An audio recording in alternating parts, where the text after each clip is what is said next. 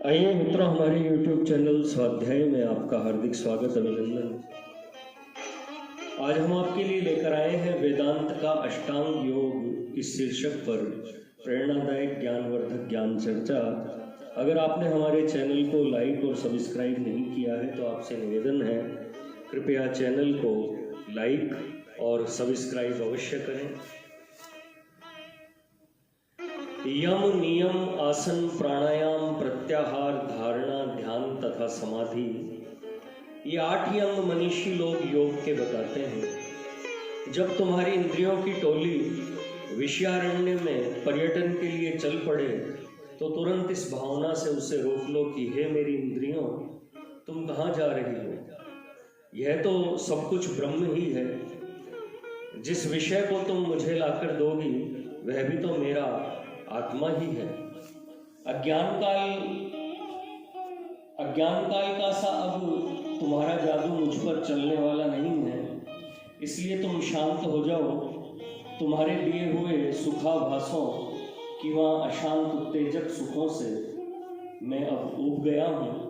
अब तो मुझे शांत सुख का उपभोग ले लेने दो। जब इंद्रिय रूपी उन्मत्त घोड़ों को इस उद्बोधन रूपी रस्सी से दृढ़ता पूर्वक बांध कर रोक दिया जाए तो इसी को यम कहते हैं। योगार्थी लोगों को ऐसे यम का अभ्यास निरंतर करना चाहिए। आत्म सजातीय विचारों की तो एक ब्रह्म सागर गामिनी अनवच्छिन्न गंगा ही बहने लगे तथा विजातीय विषय नदी के झरने को सर्वथा सुखा दिया जाए तो इसी को नियम कहते हैं। इस नियम की बाह पकड़कर ही बुद्धिमान लोग अपने विस्मृत परानंद पर्वत पर चढ़ जाते हैं, जिसमें दिन रात सुखपूर्वक ब्रह्म चिंतन चलता रहे। उसी को आसन समझो। सुख भंग करने वाली कवायद को आसन मत समझो। संसार के चित्त आदि संपूर्ण पदार्थों में ब्रह्मत्व की दृढ़ भावना करते करते जब सब वृत्तियों का निरोध हो जाए तो यही प्राणायाम कहलाता है। दृश्य प्रपंच का निषेध कर देना कि जगत नाम का कोई पदार्थ ही यहाँ नहीं है, रेचक प्राणायाम कहता है। मैं ब्रह्म ही हूँ, मुझे किसी पदार्थ की आवश्यकता नहीं है, यह सब कुछ मेरा आत्मा ही है। मैं इस सकल जगत में व्याप्त हो रहा हूँ, मैं तो एक पूर्ण तत्व हूँ। ऐसा बृहत तत्व मैं भला किसे और क्यों चाहूं? ऐसी पूर्णता का आविर्भाव जब किसी में हो जाए तो इसी को पूरक प्राणायाम कहते हैं। जब कोई साधक उक्त प्रकार के पूर्णता के सिंहासन पर बैठना सीख जाए तथा सदा उसी पर बैठ रहे, उस ब्रह्माकार वृत्ति को कभी भी खंडित न होने दे तो इसी को कुंभक प्राणायाम कहते हैं। परंतु इस प्राणायाम को केवल ज्ञानी लोग ही कर सकते हैं। अज्ञानी मूर्ख लोग तो लोहार की धोकनी के समान प्राण को व्यर्थ ही तंग किया करते हैं। वे प्राणायाम के मर्म को नहीं जानते। जिन कांतादि प्रिय विषयों की ओर को साधक का मन चले, उनमें भी लय चिंतन की प्रक्रिया से अपने ही व्यापक अखंड आत्मा के स्वरूप का दर्शन करके यह कांता शरीर मांस का पिंड है जो पृथ्वी से बना है, पृथ्वी जल से बनी है, जल अग्नि से, अग्नि वायु से, वायु आकाश से, आकाश तो साक्षात मुझसे ही उत्पन्न हुआ है। यूं अंत में यह कांता शरीर मेरा अपना आत्मा ही है, फिर मैं इसे कैसे चाहूं तथा चाहकर इसका क्या करूं?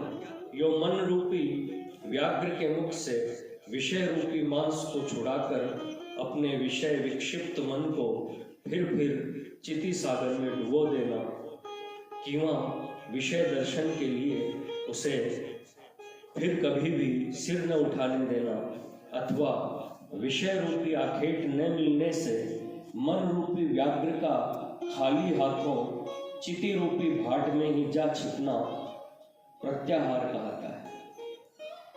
मुमुक्षु लोगों को ऐसे प्रत्याहार का अभ्यास सदा ही करना चाहिए जिन विषयों की ओर को साधक का मन चले, उन विषयों के नाम रूप के अंदर छिपे हुए ब्रह्म के सच्चिदानंद रूप का ही दर्शन करना और मन को उल्टे पैरों लौटा लेना ही सर्वोत्तम धारणा कहलाती है। मैं ब्रह्म ही हूँ, इस सद ब्रह्माकार वृत्ति की सहायता लेते लेते अंत में जब ऐसी अवस्था आ जाए कि किसी वृत्ति की सहायता के बिना निराधार ही शांत तथा विस्तीर्ण कोमल ब्रह्मशैया पर बैठा जा सके, जब ब्राह्मी स्थिति से उतरकर विषय दर्शन की चाह उत्पन्न न होती हो, जब संकल्प विकल्प सर्वथा शांत हो गए हो, तो ऐसी अद्भुत स्थिति जिसके होने पर एक शांत तथा स्प्रेरणीय पराधीनता का उदय हो जाता है, ध्यान शब्द से कही जाती है।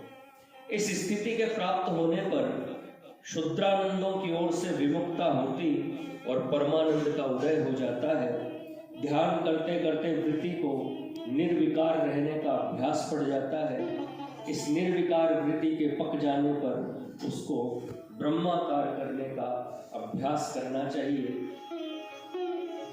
कि यह आत्मा ब्रह्म ही है, इस वृत्ति को कभी भी च्युत न होने देना, तथा अंत में जबकि यह ब्रह्माकार वृत्ति भी दृढ़ हो गई हो, तो इस ब्रह्माकार वृत्ति सहित सभी वृत्तियों को संपूर्ण रूप से सदा के लिए इस प्रकार भूल जाना, मानो किसी गहरी निर्वात गुफा में कोई निष्फल अखंड दीपक ही जल रहा हो, जिसे न तो अपने जलने का ही ज्ञान हो और न जिसके सामने कोई प्रकाशितव्य पदार्थ ही हो, उत्तम समाधि कहलाती है।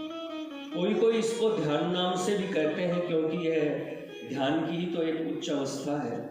आत्मा का विचार न रहना, आत्मचिंतन में आलस्य करना, भोगों की इच्छा का प्रबल हो उठना, समाधि करते हुए शरीर यंत्र के अद्भुत परिवर्तनों को देखकर अथवा अन्य किसी प्रकार से जो कोई भय के कारण जिस साधक के अनुभव में आते हो उससे भयभीत हो उठना, तमोगुण के प्रभाव में आ जाना, चित्त का विषयों में विक्षिप्त हो जाना, प्रकाश का दर्शन होने लगना, कभी ब्रह्माकार वृत्ति को भूलकर शून्य मनस्क हो जाना इत्यादि और भी अनेक प्रकार के विघ्न समाधि करते समय बलात् उपस्थित हो जाते हैं।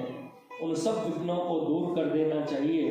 हे प्रिय शिष्य, मेरी शुभ सम्मति मानो तो ब्रह्माभ्यासियों के मार्ग में आने वाले इन विघ्नों को दूर करके सावधान होकर अपनी संपूर्ण इंद्रियों को वश में रखकर समाधि भावना में तत्पर होकर तुम भी साक्षात ब्रह्म ही हो जाओ।